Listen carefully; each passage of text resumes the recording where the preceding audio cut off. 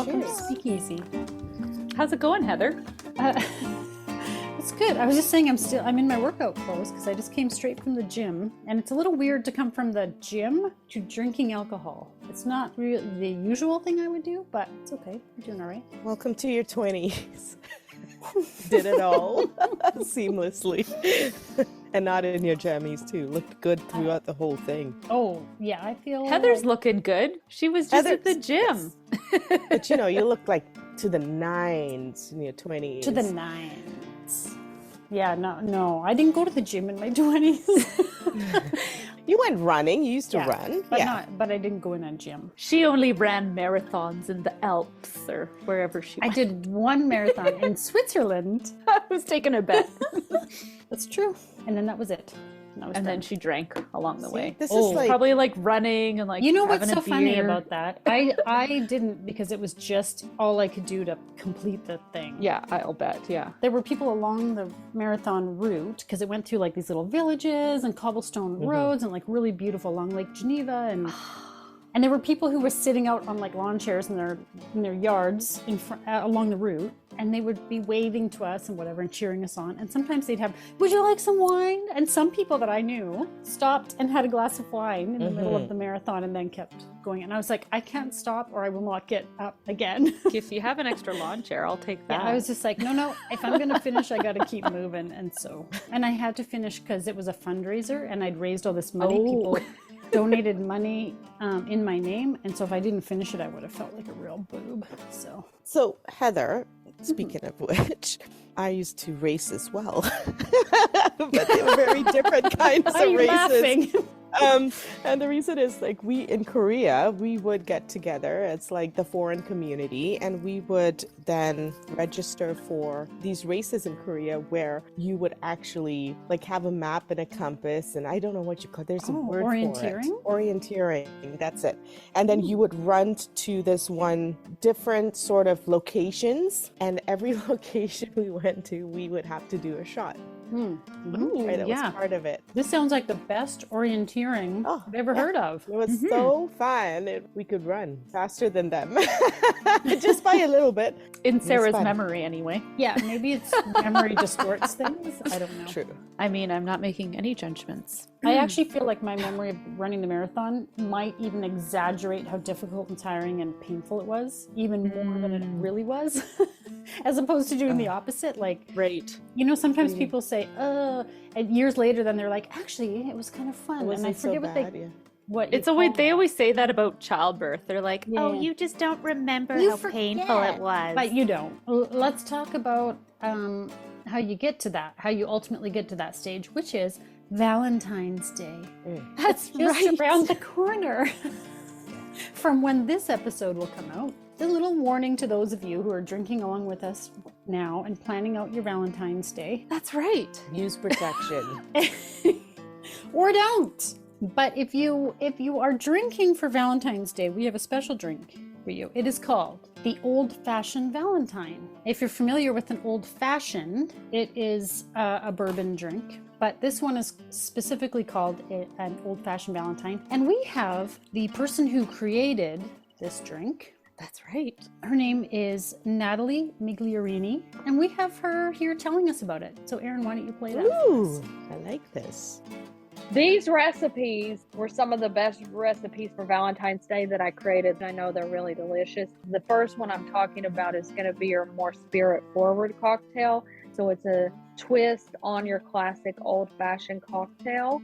And this one's called Old Fashioned Valentine. And it's going to be only 3 ingredients, 2 ounces of bourbon whiskey. Then you're going to do a 1/4 ounce of honey syrup, and then I do 2 dashes of chocolate bitters. So to make the honey syrup at home, you don't even have to use a pan if you have a kettle.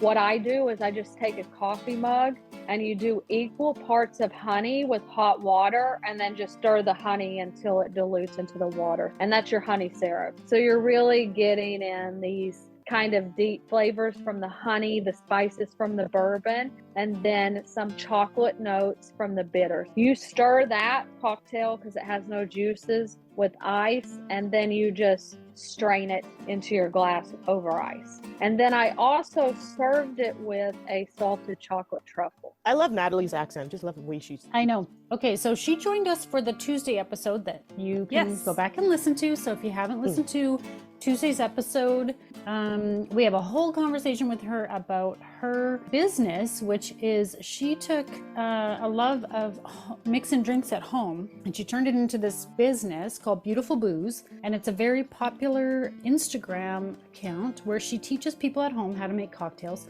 And she was a contestant on Netflix's Drink Masters, if you've watched that. Fun. Yeah. She was. So we talk a little bit about that, and she gave us 2 Valentine recipes for drinks, actually. One is a lighter sparkly drink. So if you haven't listened, go back to listen to Tuesday's episode and you can get that other drink as well. What did you guys make on Tuesday? We didn't do food. Drinks? We just talked to her. you just did drinks. Okay. But we're making both of these drinks. Yeah, both of the drinks. The other one is Called Strawberry Love. So it's got gin, lemon juice, a strawberry syrup, and Prosecco. And did you guys already make that? Yes, and we loved it too. Yes. Okay. So this old-fashioned Valentine, Natalie also recommended having it with a chocolate truffle. So I made you just a simple truffle with salt on it. Yes. Love the salt. Which I do think goes really well with it. And I don't know if it's because of those chocolate bitters or what, but maybe bourbon and chocolate just are meant to go together. Chocolate and everything is meant to go together. But yes, it is very decadent, like bourbon and chocolate. Love it. So if you have a special Valentine you want to impress, or just yourself, frankly, mix it up. Or you're getting together with your girlfriends. Galentines. Galentine's, I love it. Sorry, I always think that's so ridiculous. I have actually never heard that before. What? So I did not. I did that. My girlfriend and I I remember this. took off to Montreal, then didn't realize that it was during the Valentine's Day weekend. So we had one of the best romantic weekends I have ever had. Oh, that's fabulous. I love that you guys did that. So what do you guys think of an old-fashioned Valentine? I like it. It's really nice. I like it too. It is very booze forward. An old-fashioned is basically just booze. So Natalie had mentioned doing this with tequila, and I went out of the house today, not in my jammies, and I sent a picture to you guys. Yeah. And I just have to talk about this. I came across these 3 bottles of tequila. So one's the Blanco, one's the Reposado, and then one's the Anejo. And they are from a company called K-A-H. And you guys just have to go look up these gorgeous bottles. And I want to buy all 3 bottles.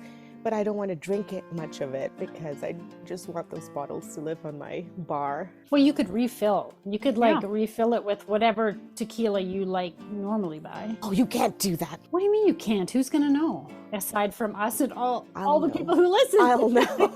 Oh, they're so beautiful though. I'm in love with these bottles. She also recommends in our episode that you can do it with a aged rum. And as you ladies know, I am an aged rum fan. So maybe I'll try that way as well. With no ice, it's called neat, right? Yes. I'm drinking it neat just because I didn't bother. Right. But if you have a nice big few ice cubes in there, and as you sip and it melts down, I'm enjoying it with the ice cubes boozy. quite a bit. It's more my level. Well, thank you, Natalie. Yes, thank you. That was fun. That was a fun drink. Thanks, Heather. For the drink recipes. And happy Valentine's Day, everybody. Love you guys. Thanks for joining us. You can find these recipes under the Speakeasy tab on threekitchenspodcast.com. You might want ice. It's strong. Yep, Erin the novice needs ice.